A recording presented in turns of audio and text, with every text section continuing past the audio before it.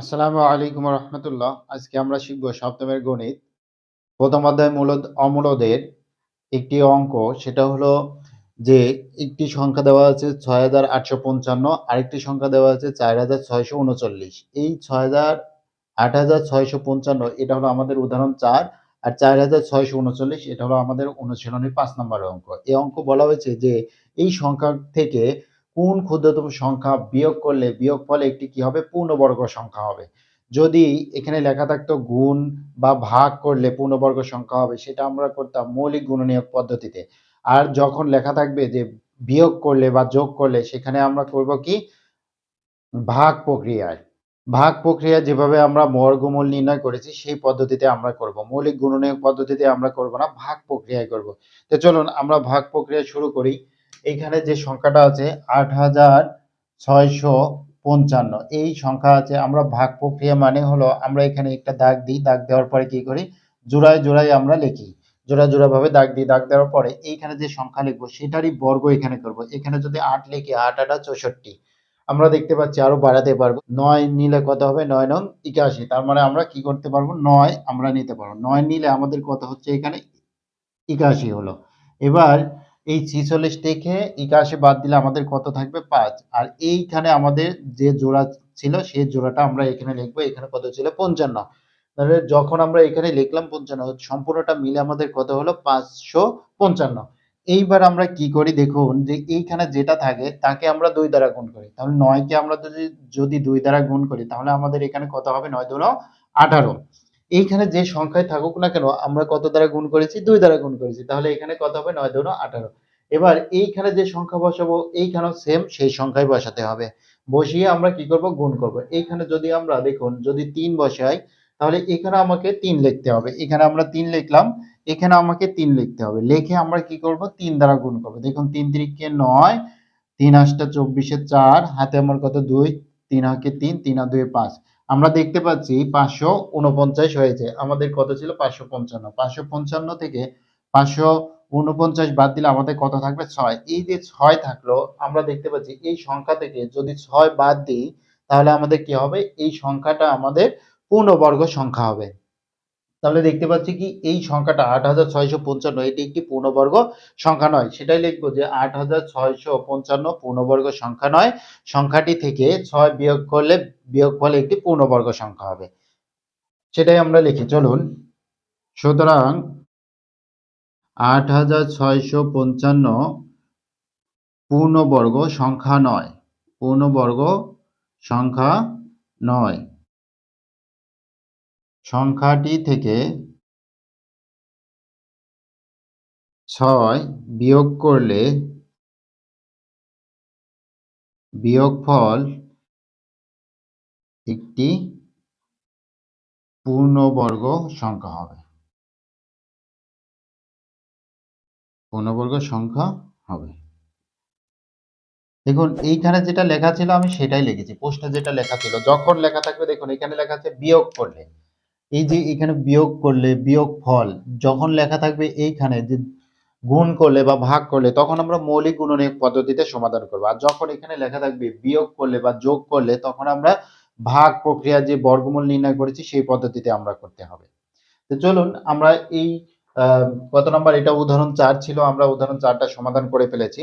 এখন আমরা অনুশীলনী কত ৫, অনুশীলনী ৫ নম্বরে দেখুন অঙ্ক আছে, একটি অঙ্ক যে ৪,৬৩৯ এই এই সংখ্যা থেকে কত বিয়োগ করলে বিয়োগফলে একটি পূর্ণবর্গ সংখ্যা হবে, সেটা আমরা করি। আসলে এটা অঙ্ক যদি একটু বোঝার চেষ্টা করেন যে এই অঙ্কটা আসলে কি বলেছে। ধরে নেন একটি সংখ্যা ১৩ আছে। এই সংখ্যাটি ধরে নেন যে এই সংখ্যাটি হলো ১৩। এই ১৩ কে ২ দ্বারা ভাগ করলে ২ দ্বারা ভাগ করলাম। ভাগ করার পরে দেখেন তো কত হলো, ৬ দুগুণ ১২। আমাদের বিয়োগ করলে কত থাকছে। এখন এটা বের করতে বলছে যে এই সংখ্যাটি থেকে এই ১৩ থেকে কত বিয়োগ করলে এটা সম্পূর্ণভাবে ভাগ যাবে।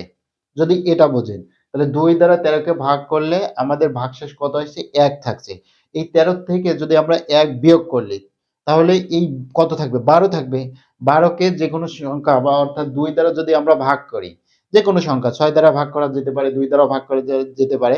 ভাগ করলে কি হবে, ভাগশেষ শূন্য হবে। সেই কারণে বলছে যে এটা সংখ্যা যেটা আছে এই সংখ্যাটি থেকে কত বিয়োগ করলে বিয়োগফল একটি পূর্ণবর্গ সংখ্যা হবে। তো সেই কারণে অবশ্যই আমরা শিখলাম যে ভাগ প্রক্রিয়ায় আমরা করব বিয়োগ করলে বা যোগ করলে। তো চলুন আমরা এখন অঙ্কটি শুরু করি। কত হচ্ছে 4,639। 4,639 এখানে আমরা কি করব, প্রথমে আমরা এইভাবে দাগ দেবো, তারপরে মাথার উপরে জোড়া জোড়া করে নেব। এবার এইখানে যে সংখ্যা লিখবো তাকে বর্গ করে এখানে লিখবো। এখানে যদি 3 লিখি 3 3 9 আমরা এখানে বসাবো। এখানে 6 লিখলে 6 6 36 এখানে বসাবো। এখানে 7 লিখলে 7 7 49। দেখুন এখানে 49 নাই, এখানে 46 আছে। তাহলে আমরা এখানে কি বসাতে পারবো না, 9 বসাতে পারবো না বা 7 ও বসাতে পারবো না। 7 বসালে আমাদের কত হচ্ছে, 49 হচ্ছে। সেই কারণে 7 এইখানে যে 46 আছে এটা সমান অথবা কম বসাতে হবে। এখানে 6 বসালে 36 হলো।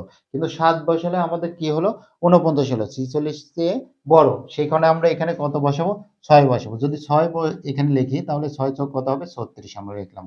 এবার বিয়োগ করলে কত হবে দেখুন তো, এখানে যদি আমরা বিয়োগ করি 46 থেকে 36 বিয়োগ করলে আমাদের কত থাকবে, এখানে 10 থাকবে।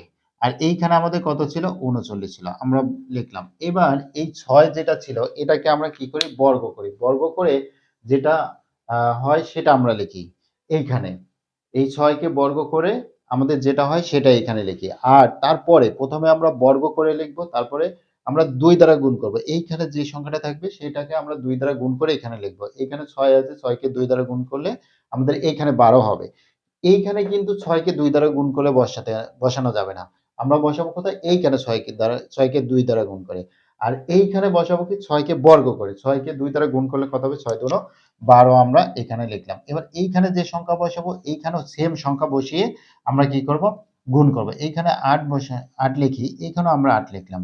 তাহলে 8 8 64, 4 আমাদের কত, হাতে আমাদের 6, 8 দুগুণ 16, 16 আর 6 আমাদের কত, 22, 22 এ 2, হাতে আমার 2, 8 অক্ষে 8, 8 আর 2 10। আর তাহলে আমাদের এখানে কত থাকছে দেখুন তো, 9 থেকে 4 বাদ দিলে আমাদের কত থাকে, 9 থেকে 4 বাদ দিলে আমাদের কত থাকবে, 5, আর এখানে 1। তাহলে এইখানে আমরা দেখতে পাচ্ছি 15 আমাদের ভাগশেষ থাকলো। এখন তাহলে এই সংখ্যা থেকে মানে 4,639 থেকে যদি আমরা 15 বাদ দিই তাহলে কি হবে, সেই সংখ্যাটি একটি পূর্ণবর্গ সংখ্যা হবে। সেই সংখ্যাটি লিখবো যে সুতরাং এই 4,639 পূর্ণবর্গ সংখ্যা নয়। সংখ্যাটি থেকে 15 বাদ দিলে যে বিয়োগ করার পরে যে বিয়োগফলটা আসবে সেটা আমাদের কি হবে, পূর্ণবর্গ সংখ্যা হবে। সেটাই লিখবো যে সুতরাং 4,639 পূর্ণবর্গ সংখ্যা নয়। সংখ্যাটি থেকে 15 বিয়োগ করলে বিয়োগফল একটি পূর্ণবর্গ সংখ্যা হবে।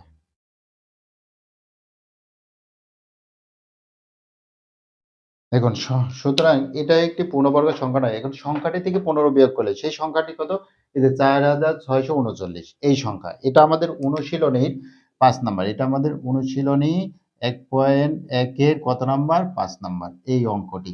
আর এটা আমাদের উদাহরণ 1.1 এর উদাহরণ কত, 4 নাম্বার এই অঙ্কটি। তো আশা করছি বুঝতে পেরেছেন। আজকের পর্ব এখানে শেষ করছি। সামনের পর্ব দেখার আমন্ত্রণ জানিয়ে আসসালামু Hey আলাইকুম there. ওয়া রাহমাতুল্লাহ। Subscribe to my channel and also press this bell icon.